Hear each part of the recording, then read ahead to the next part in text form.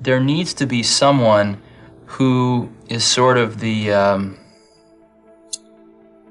keeper and reiterator of the vision. Because there's just a ton of work to do. And a lot of times, when you have to walk 1,000 miles and you take the first step, it looks like a long ways. And it really helps if there's someone there saying, well, we're one step closer. The goal definitely exists. It's not just a mirage out there.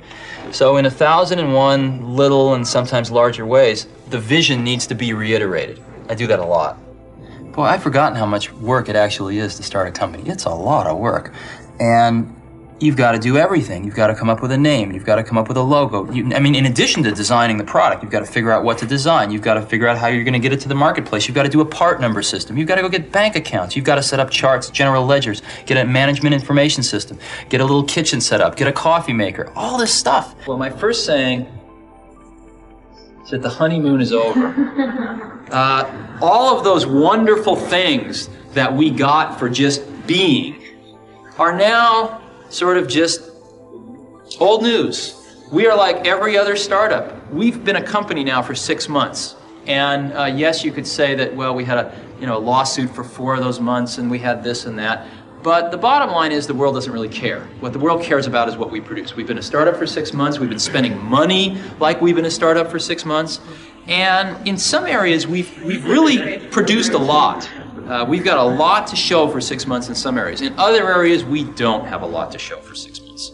So I hope that throughout this retreat, we tend to make sure that our feet are on the ground and we realize that we're going to be judged like every other startup from here on out, and that is by what our product is and how timely we bring it to market.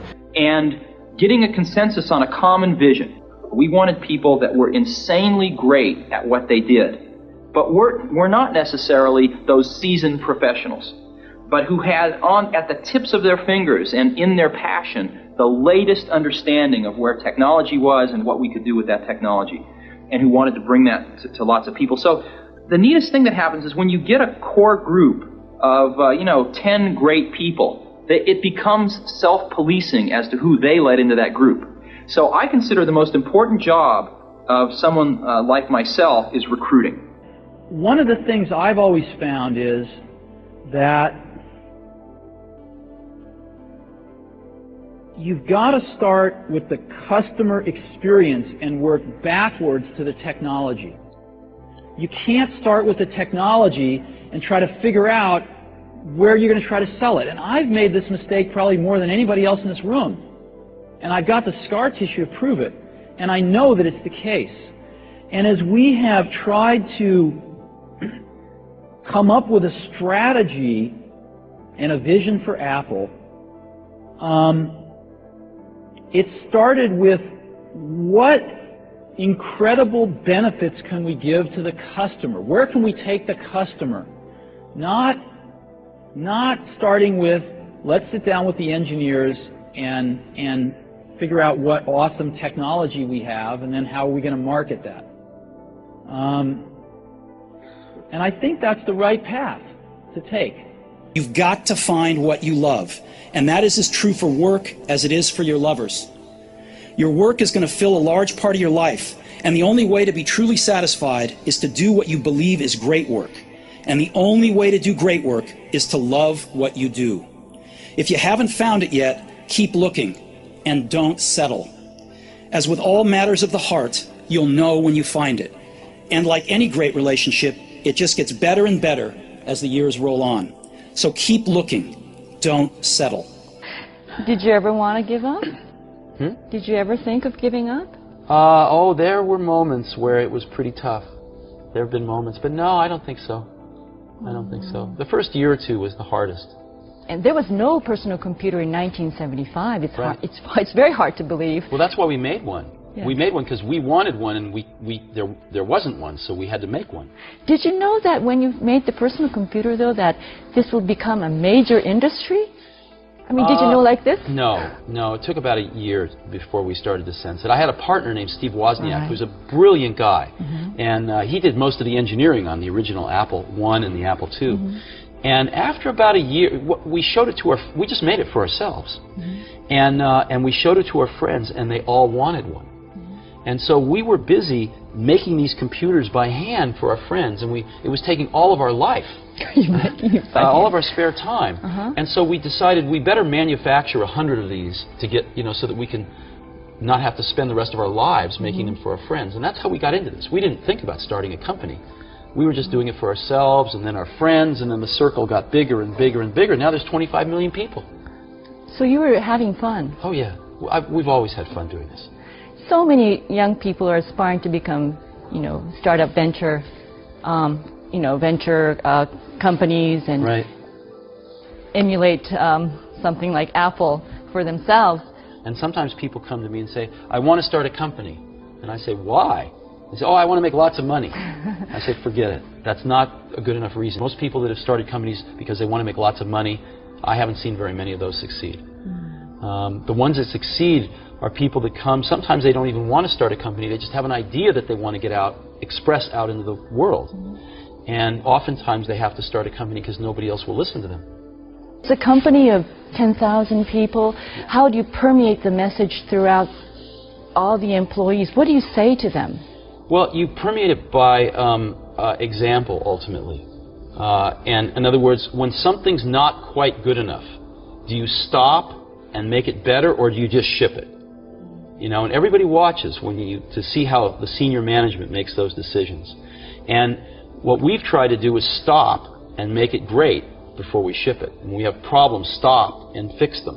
And by example, you can say anything you want, but everybody watches very carefully when you're in a difficult situation, what decisions you make, what values you have. They would like to know how you do it, and it's probably it's probably not easy to do. Yeah, we try to hire really smart people, but we have a very simple organization, and we try to focus and do very few things well. And focusing's hard because focusing doesn't mean saying yes, it means saying no. So we decide not to do a lot of things so we can focus on a few handfuls of things and do them well.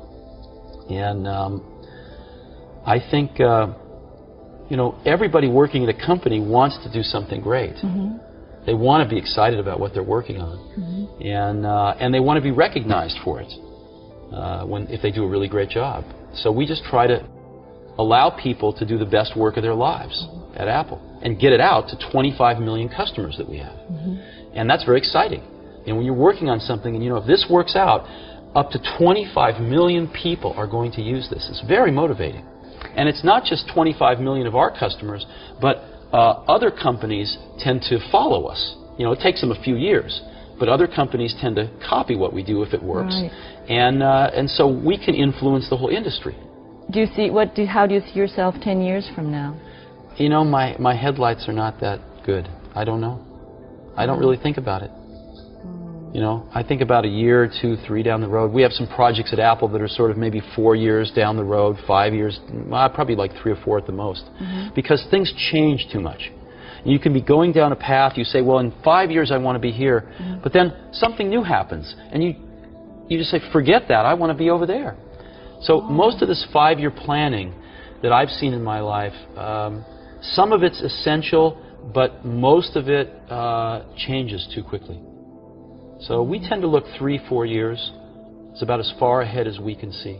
So you can kick yourself in the butt, but I guess now's the time to change. And one of the things I don't see is, I don't see it myself, I don't see it in enough of the rest of us, is I don't see that startup hustle. In other words, if we zoom out at the big picture, it would be a shame to have lost the war because we won a few battles. And I sort of feel like I and some of the rest of us are concentrating too much on the smaller battles. We have to and we're not keeping the war in perspective. And the war is called survival. The war is called not run out of money until we get our product on the market.